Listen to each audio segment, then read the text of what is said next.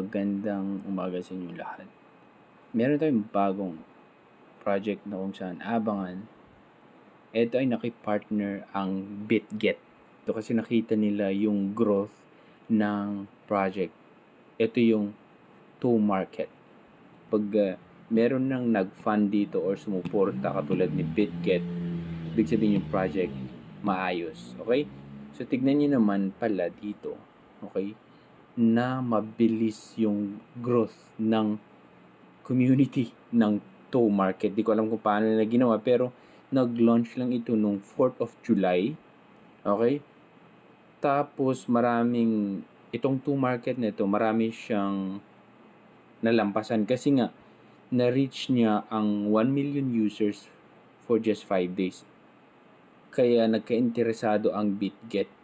Alam mo, ang BitGet, hindi lamang itong tow market kasi meron nga sila yung tinatawag na Connect 2024 na lahat ng mga applications, no, Web3 applications dito sa Tone Network ay susuportahan nila at kung saan magkakaroon ng zero gas fee sa BitGet. Kaya minsan pag i-connect nyo yung mga Web3 applications, andun yung option para i-connect mo yung BitGet. Okay? To market, mag-join na kayo kay start lang nito. Andito na yung BitGet binigay niya yung name niya. So mag-join tayo kung gusto niyo mag-farm ng tomato niyo. Link na sa baba mga lodi. So ito siya mga lodi kasi simula ko pa lamang ginawa ko itong mga tasks. Ayan, gawin niyo lang. Yun, download BitGet wallet and create a wallet. Okay, subscribe kayo and then punta kayo sa homepage, i-play niyo lang. Natapos ko na sa akin yan. Okay, collect lang. And then, may farming din. Every 6 hours, pwede nyo mabasa yung rules dito. How to earn. Ma-check nyo yan. Okay? Check in daily to get an additional. Every hour pa pala, pwede mong i-open para mag-collect ka. Okay? So, mag-join na kayo. And then, i-visit nyo lang lagi. Okay? So, isa pang project na inabangan ko, katulad din ito ng mnemonics. Parang hacker din ang tawag sa kanila. Terminal. And then, open mo. Drogi. May sound sila. Kakaiba. Pwede mo connect yung tone mo. Pero, ginawa ko na yung task. Every 24 hours ata yung task dito na kung saan. I-play mo lang yan.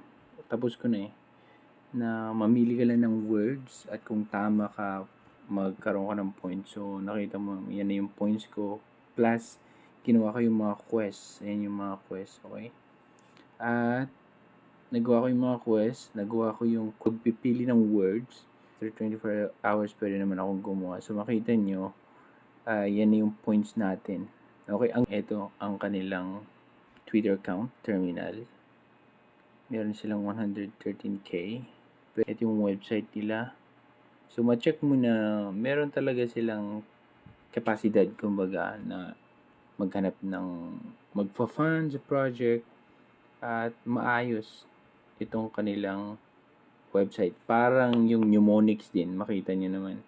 So, ito yung team. Mas gusto ko pa yung mga Russians ba to? Or basta yung mga ganitong name compare sa Asian. Basta dito sa part sa atin kasi minsan drug pool ang mga yun or ang baba nila magbigay pag airdrop.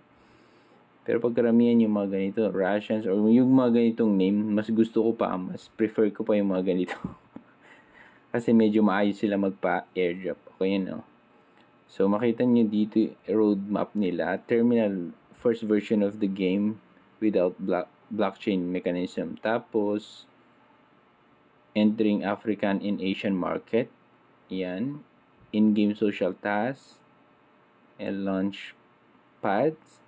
Terminal 2, blockchain. Ito na, blockchain mechanism like asset and staking. Token airdrop, users will convert their points into terminal tokens.